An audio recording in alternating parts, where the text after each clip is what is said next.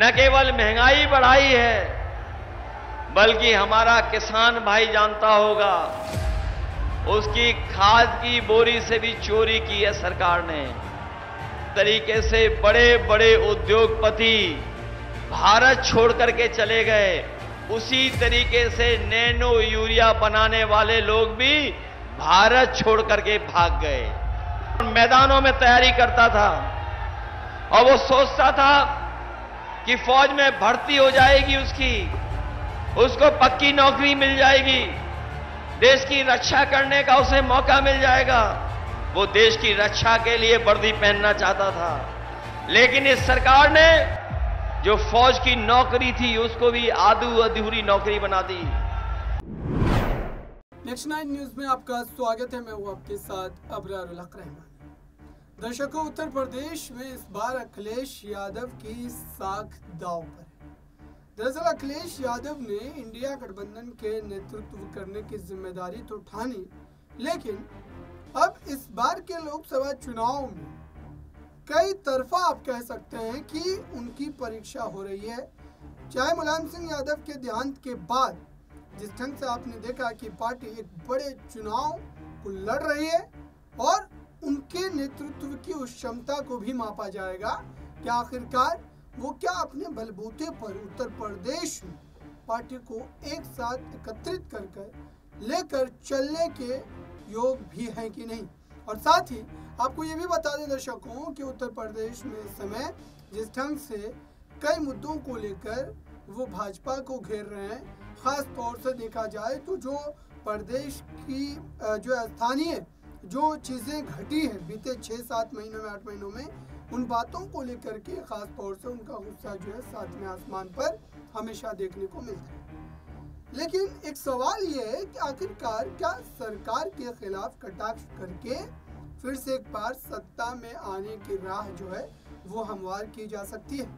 प्रश्न ये भी है कि आखिरकार जनता के बीच किन मुद्दों के साथ अखिलेश यादव पहुंच रहे हैं और क्या पार्टी का जनाधार जो है उनका वो इतना मजबूत है कि उत्तर प्रदेश में जितनी सीटों पर वो चुनाव लड़ रहे हैं, क्या उसके आधे से भी कम सीटों पर अपनी जीत सुनिश्चित कर पाएंगे? ये बड़ा सवाल है दर्शकों। और आज इन तमाम मामलों पर हम चर्चा भी कर रहे हैं और आपको ये भी बता रहे हैं कि आखिरकार अब जो मात्र 2 चरण रह गया है, इस चरण में अखिलेश यादव की पार्टी कितना कमाल दिखा पाएगी और क्या इस कमाल का दायरा इतना बड़ा होगा कि भारतीय जनता पार्टी को जो है दिल्ली की सत्ता से उखाड़ फेंका जाए। ये बड़ी बात है दर्शकों। लेकिन आइए आपको एक बयान सुनाते हैं अखिलेश यादव का। आखिरकार उनके बयानों से क्या सारी बातें झलक रही है और खास तौर से भाजपा के खिलाफ जनता की भीड़ तो जुटा पा रहे हैं, लेकिन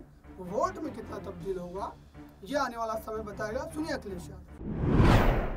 ये हमारे नौजवान जानते होंगे जो तैयारी करके गए, एक परीक्षा रद्द नहीं हुई, सभी परीक्षाएं रद्द हो गईं और अभी आखिरी में जो पुलिस भर्ती की नौकरी निकली थी, इस सरकार ने तैयारी की और कहा कि सबसे बड़ी भर्ती पुलिस की करा के दिखाएंगे। 2 दिन परीक्षा लिखाई गई और यह भरोसा दिलाया था युवाओं को, नौजवानों को कि पूरा का पूरा इंतजाम है, सुरक्षित परीक्षा होगी। लेकिन जब नौजवान परीक्षा दे करके घर लौटा तो पता लगा पुलिस की भर्ती वाला भी पेपर लीक हो गया। सब पेपर लीक हुए सरकार में, सब पेपर जानबूझ करके लीक कराए गए हैं। याद रखना नौजवान साथियों, ये सरकार वो है जो अपना बुलडोजर तैयार करके रखती है।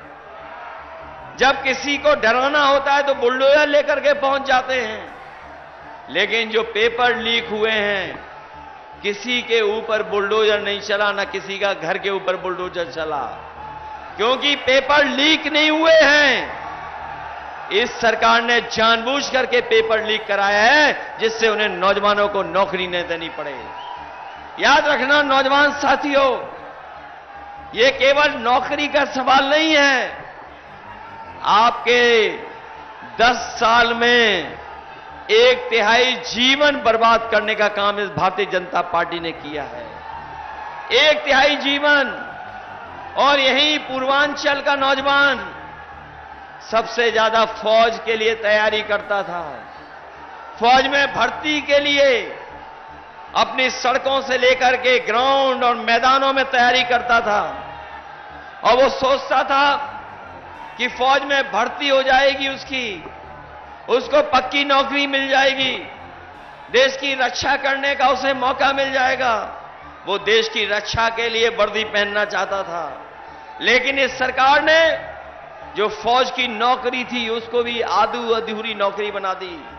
ये 4 साल की नौकरी बना दिया। ये अग्निवीर व्यवस्था लागू कर दी। मैं अपने तमाम नौजवानों को क्या तो आपने सुना दर्शकों, क्या वाकई मायावती जैसे बड़े चेहरों के बगैर जो उत्तर प्रदेश में बड़ा गठबंधन बना और उस गठबंधन के साथ मात्र उत्तर प्रदेश ही नहीं बल्कि देश के कई राज्यों में ये गठबंधन चुनाव भी लड़ रहा है। लेकिन उत्तर प्रदेश की खासम खास तौर पर चर्चा इसलिए भी की जाती है चूंकि उस प्रदेश में जितनी ज्यादा लोकसभा की सीटें हैं, जाहिर सी बात है कि भारतीय जनता पार्टी हो या फिर अन्य कोई भी राजनीतिक दल हो, सबसे ज्यादा फोकस, सबसे ज्यादा राजनीतिक सरगर्मी, सबसे ज्यादा राजनीतिक तौर पर रणनीति बनाने का काम जो है वो उसी प्रदेश में किया जाता है। लेकिन इस बार कई ऐसे अहम और गंभीर मुद्दे हैं दर्शकों, जिसको लेकर के साफ तौर पर अखिलेश यादव को भी और साथ ही उनके साथी दल को भी कहीं न कहीं भाजपा के खिलाफ जो है सोच समझ करके मुद्दे उठाने की जरूरत है, उनके खिलाफ सोच समझ कर जो है तमाम आरोप लगाने की जरूरत है। क्योंकि जनता को जिस तरीके से मैनिपुलेट किया गया है बीजेपी के द्वारा, उसको लेकर के अब ये कहा जा रहा है कि विपक्ष के पास क्या ऐसा कोई हथियार है, कोई क्या ऐसी तरकीब है जिसके बिना पर जनता को उस तरीके से मोहित कर लिया जाए।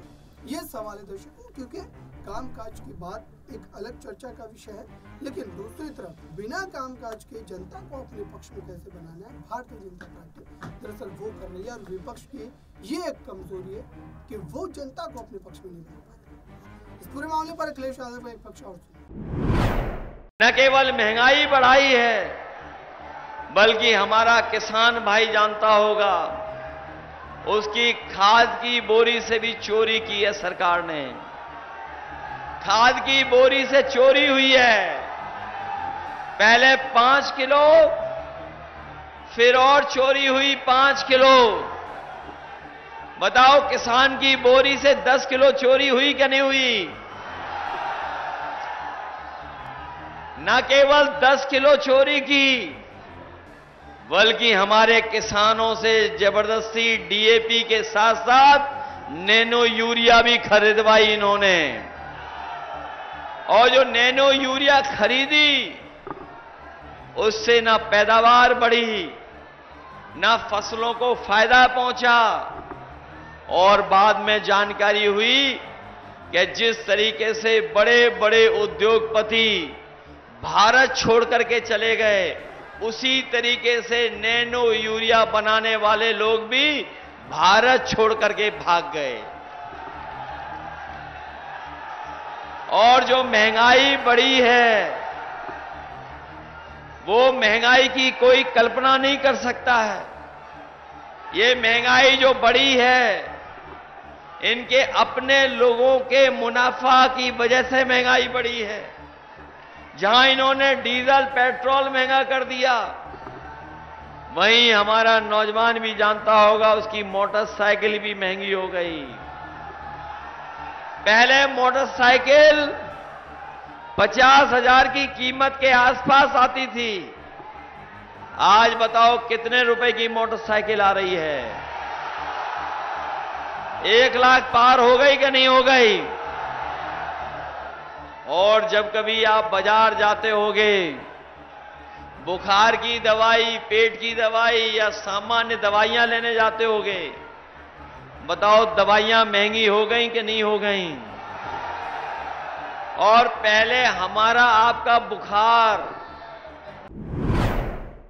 तो आपने सुना दर्शकों, क्या वाकई उत्तर प्रदेश में बड़ा राजनीतिक खेला होगा? अखिलेश यादव क्या अपनी राजनीतिक काबिलियत साबित कर पाएंगे? फिलहाल इस रिपोर्ट में बस इतना ही। जुड़े रहे नेक्स्ट न्यूज़ के साथ।